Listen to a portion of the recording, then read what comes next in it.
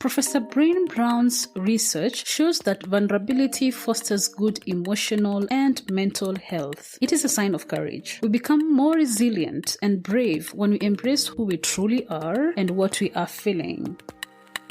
The Vulnerable Scientist podcast is a space for scientists to tell their honest and authentic stories. I am your host, Sarah Nyakeri, who happens to be a scientist, informal science communicator, and I help scientists create personal websites. If you want to support this show, go to www.patreon.com/thevulnerable-scientist. You can also follow this podcast on all social media platforms at TV Scientist Pod.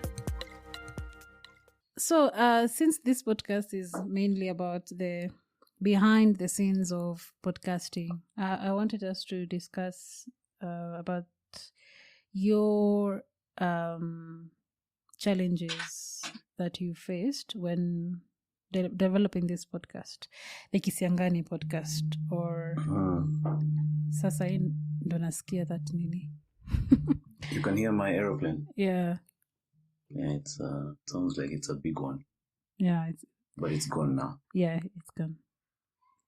So challenges that I faced. Yeah, so in terms of, because when I was making my own podcast, when I was starting off, the first thing that I had to think about was where to host it. And at that time, I was getting something from a small stipend, and I thought, why not start with the best of the best when it comes to hosting?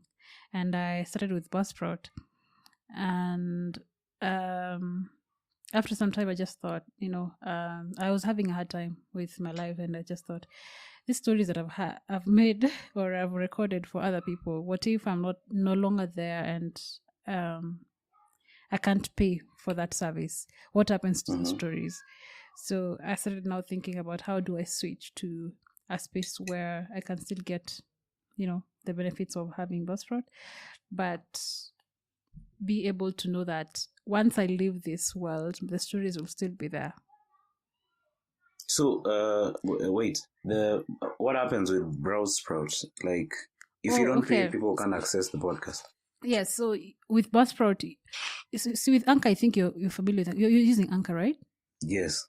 Yeah, so with Anka, at least for that, it's a free service, and there's no like a premium plan or blah blah blah. It's just a free plan, and it's free to use it, like to store your podcast there. Like even if you stop podcasting today, you'll come back 1 year later and still find those podcasts lying there. But with Buzzsprout, if you don't pay, for example, I stopped paying June, like from starting of June, I'm not paying. That means the podcast that I recorded 3 months earlier, will be deleted from it. I'll still get notifications, but after I think a week or something, they will be deleted from the network, and there's no way I can get them back. And that sad. Means if they have been deleted, that means, of course, they are not in any other platform that someone can listen to them. So after 3 months, so they're stored for 3 months. After 3 months, it gets deleted. Even now, I still get notifications from Buzzsprout of the deleted podcast.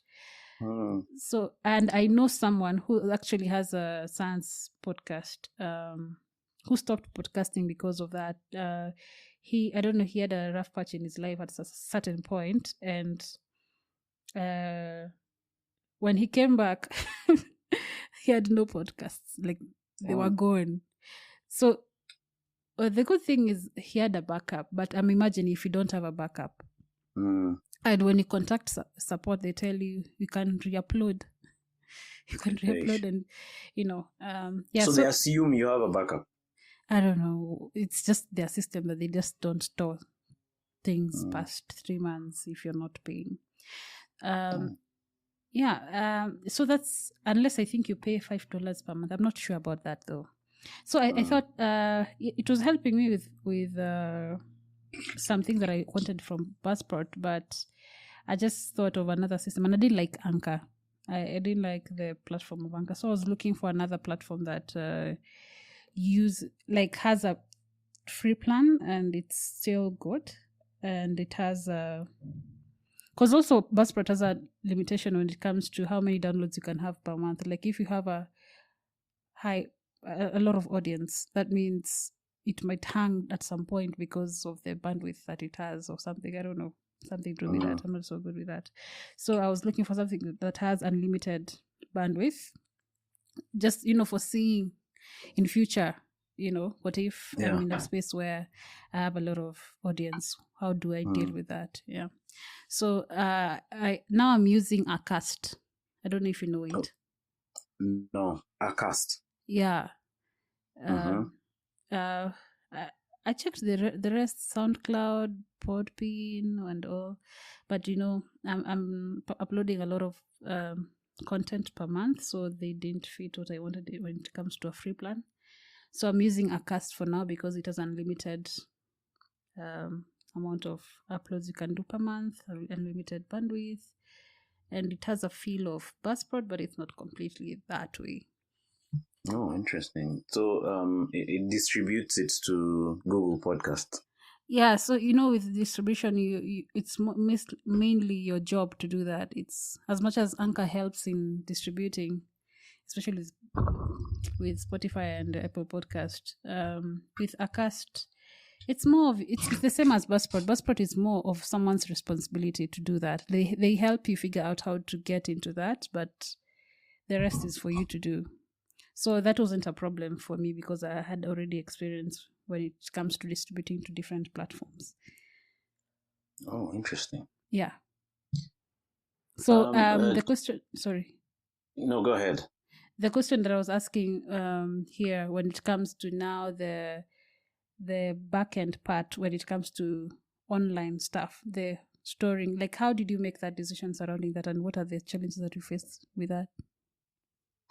I had, I think for me, in terms of challenges, my challenge was mainly mental. Because my plan was. Yani paka. Oh, okay. It's very happy. Okay. So my plan was, where I live in Kitengela, there's a lot of interesting animals. Yeah, it's fine. It's good background. I love nature. Sometimes when I leave the house, you can see a Thompson's gazelle. Ah. Yeah, it's quite interesting. So I should actually move to Kitengela. So my challenge was really mental because when I left radio, obviously it wasn't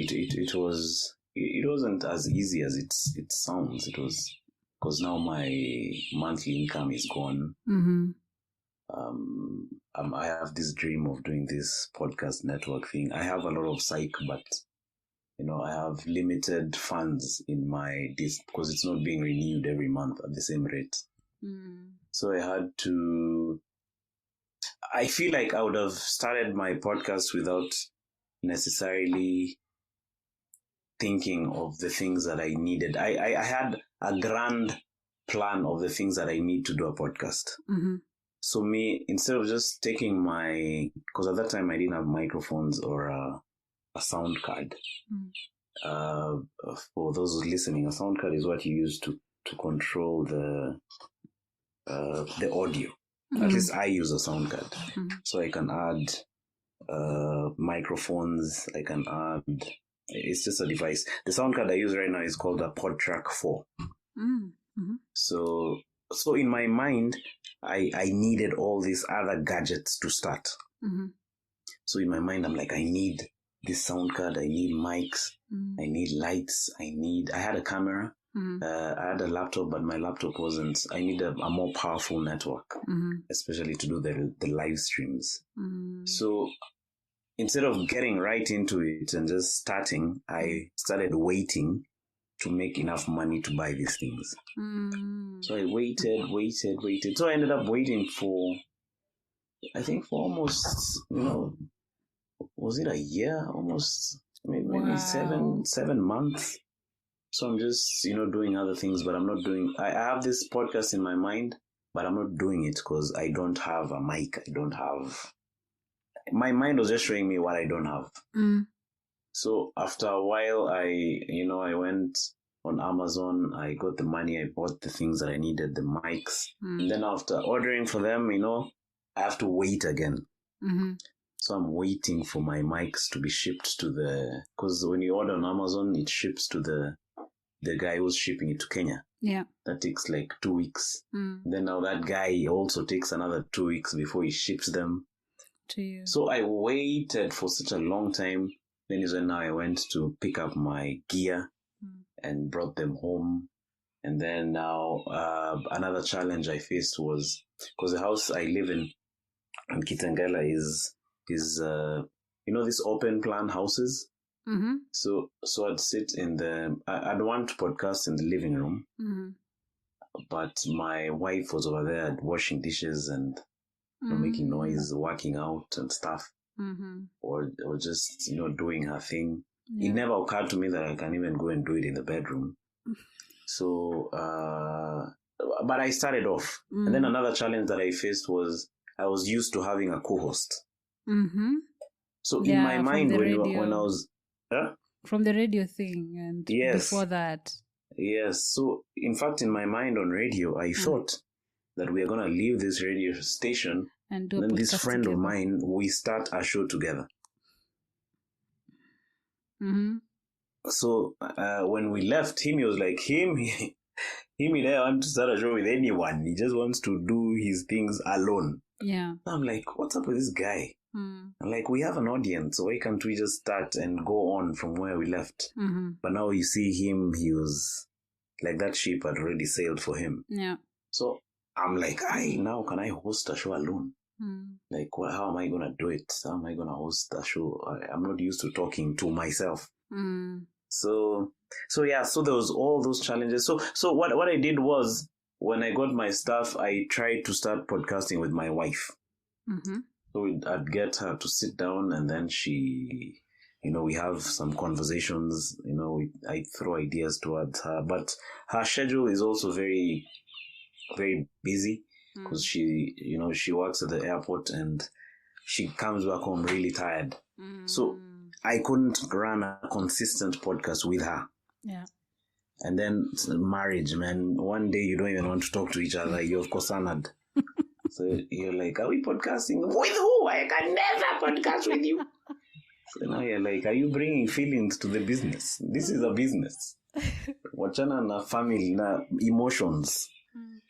But so that would happen. So I had to work so much on my mental state to get to the place where I convince myself that I can podcast solo, and then I can I can just carry the podcast without depending on someone else.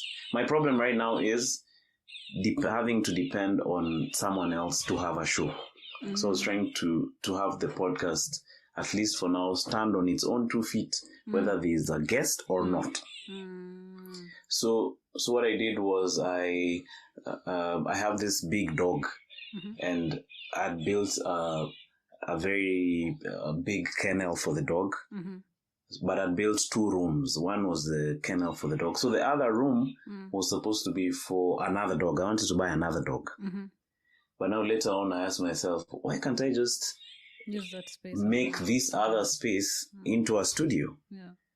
So I got into that room, I painted it, I put in some electricity. So now that is the room now I'm using to podcast. So or rather to live stream, because my podcast is more of a live stream. Yeah. So I put in lights, I put in the equipment that I bought, and then I just started doing my show. So from the point when I left radio and the point where I now sat down in my studio doing consistent podcasts, I had so many mental blocks. Like, if there's someone listening who's thinking of starting to podcast, I'd advise them just to start with what you have. Yeah. Like, if you have your earphones and you have your phone, that's enough to start a podcast. In fact, some of the most successful YouTube channels and podcasts are just the simplest ever. They don't have so much in terms of equipment and stuff like that. There's this guy I watch on YouTube called Bald and Bankrupt. So I like him because he's older, and then he has a YouTube channel where he travels around he goes to South America, he goes to the Soviets, the former USSR. He loves the Soviet time, so he talks about it, goes to places which are still looking Soviet, such stuff. But he just has a little camera. It's called a Sony FX3000. If you Google it, you'd see it. So he has that little camera and his little bag. So he just travels around the world and does his thing. But he has so many viewers. His editing is very simple. He doesn't have music, doing any effects. So it's just him and his camera and his story. So, and that's what you were talking about, having authentic conversations. But with what you have. Nothing wrong with growing. Yeah. But in terms of starting, just start with what you have. And I've realized it's actually a challenge now that I overcame that. Because I meet so many people. There's this lady I met once. We were colleagues at Standard Group. She's an awesome photographer. So she says she wants to photograph for Nat Geo. She wants to work for, such a channel. And she takes photos, very nice photos, with her phone. But how she's dreaming of some Canon cameras. And so I'm like, why can't you just upload these photos that you have? These are good. And she's like, no, I don't think people will like them. I'll get one like. I'm like, even if you get one like, it is your one like. Yes.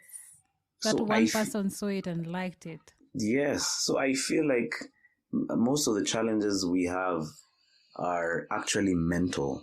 Like we've put our own mental roadblocks in our mind, telling us why, like you convince yourself why you can't do that thing that you want to do. And actually, if you just put that aside and say, okay, what do I have to do what I want? Like for now, for example, I need a powerful, because I'm doing live streams. Yeah. So one of the things I learned very quickly is when you're doing live streams, you need a computer with high RAM. So you need RAM of 8 GB and above. So that way I'll be able to live stream while having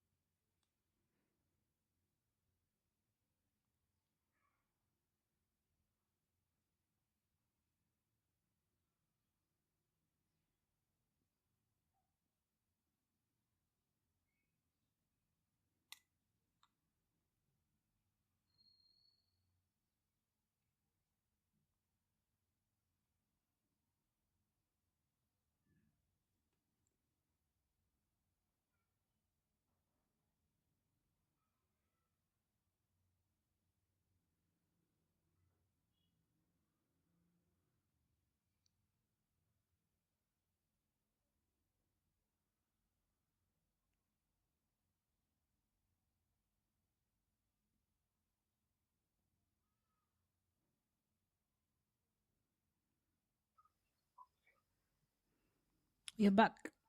I'm back. Are you the one who'd gone or it was me? It was you. All right. I've talked to myself for how long? I left what you was last thing you about heard me the saying? RAM and how it is important for the live stream.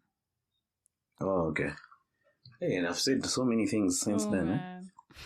I should have called. I think next time I'll call. No, it's okay. It's okay. I noticed. Okay. Oh. All right, I'm back. Okay. So yeah, I was saying I need a computer with RAM. But before I get the computer with the RAM that I need, I've been using my phone. So instead of waiting for that magical moment when I get that MacBook Pro with 16 GB RAM, I just use what I have. I read about this podcaster who started with an old webcam. you know those old webcams which you look like somebody's looking at you through a stained glass. And he just started, and right now he's doing well, man. He has like 200,000 views plus. I mean, subscribers.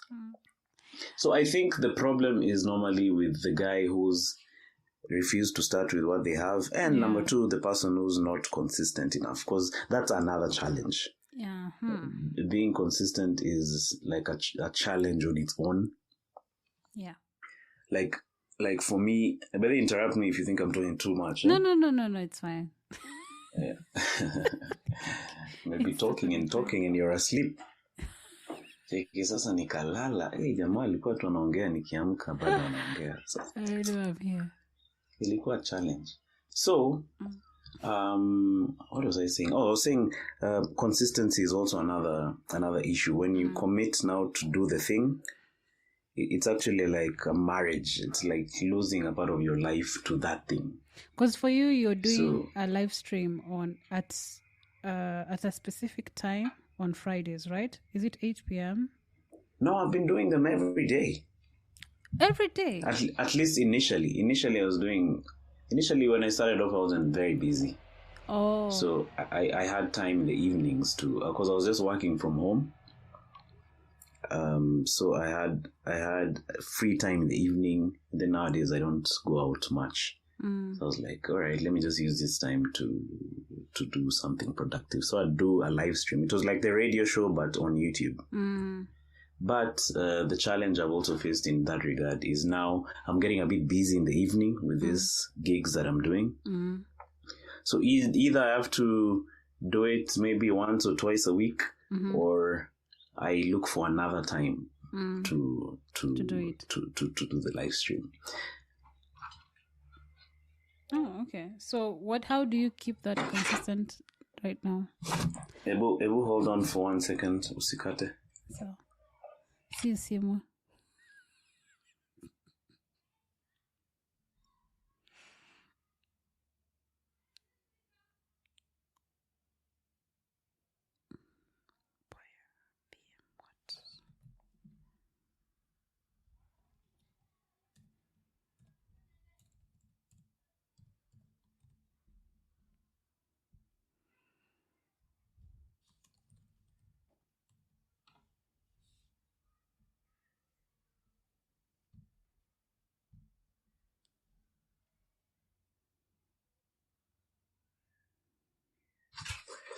All right, I'm back. Okay. Are you still there? Yes, I'm here. Okay. So you were saying? No, you're talking about consistency and what you're doing right now. Yes. So how do you keep it consistent? Is that a dog? What's going on? Yeah, the dog is. My wife is leaving for work, so it wants to. She wants it to stay here, but it wants to follow her. So Nilikwambia I have a big dog. Yeah. So I was saying, so my challenge is now I have these gigs in the evening, so I have to switch it up and see if I'll do a show at another slot, because I've also realized the audience I have the audience I have is really small right now. But it's very, as I told you, very passionate. When they don't see me, they start texting. So can you hear me? Yeah. I know. They're asking. Yeah. Sorry. Yes. So, and it's interesting. They actually prefer the live stream to recorded streams that you just post. So I have a challenge there, but I'm working to see what is the best format. But for now, I'm just doing, when I'm free, like tonight, I'll have to do a live stream. And so long as every week at least you release a podcast, I think you're good to go.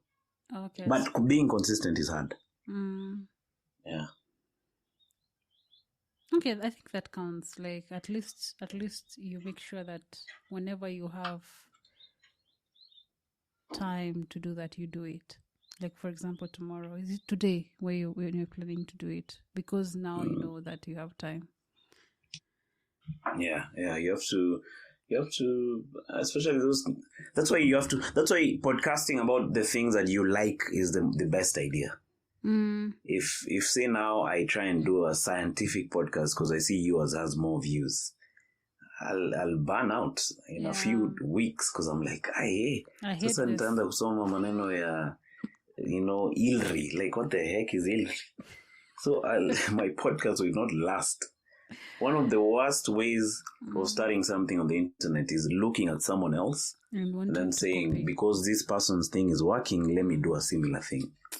That's suicide, because it has to be something you're really, really interested in so that you have the juice to be consistent at it. Even if it's about butterflies, you just say, no, me, I do a butterfly podcast. I chase butterflies, then I talk about them for 1 hour. And I think that's the difference between someone who's doing well in something, not necessarily podcasting. Like, that's the difference between someone who's doing something where it's out of passion and they actually like it, and someone who's doing it because they need the money or whatever. Like, even the audience can see. They can differentiate between tell. Someone who's passionate about something and someone who's not. Yes. And the problem that we have in Kenya is we have a lot of copycats. So I am in, say, one station, and then I see this show is doing well on the other station, so I start a similar show. Like, what are you doing? That you're not passionate about those things. Why don't you look for a niche and just stick with your area? So I remember when I was growing up, there was this thing called Simu ya Jamii. So Simu ya Jamii were these phones made by Safaricom, because mobile phones hadn't penetrated. Not everyone had a mobile phone. So the Simu ya Jamii was just like a green small phone which you call and then you charge. Like, you could charge people for using your Simu ya Jamii to call other people. So now you'd go to town and find everywhere was full of guys with Simu ya Jamii. Like, that was the business, the in thing. So something happened. I think phones became cheap. Then that business died. Now when you go to town, everyone has started a shoe shine business. Like, just go a few meters, everyone else is shining everyone else's shoes. So we have a tendency in Kenya of... That's why I really love this thing that you're doing, and that's why I agreed actually to come on. Like, you found your... I've never thought of that. The thing that you're doing, it's never occurred to me. So I was impressed that there's actually someone who said, like, I can give this scientist a voice. And honestly, for real, I'd like to, because I consider myself a nerd.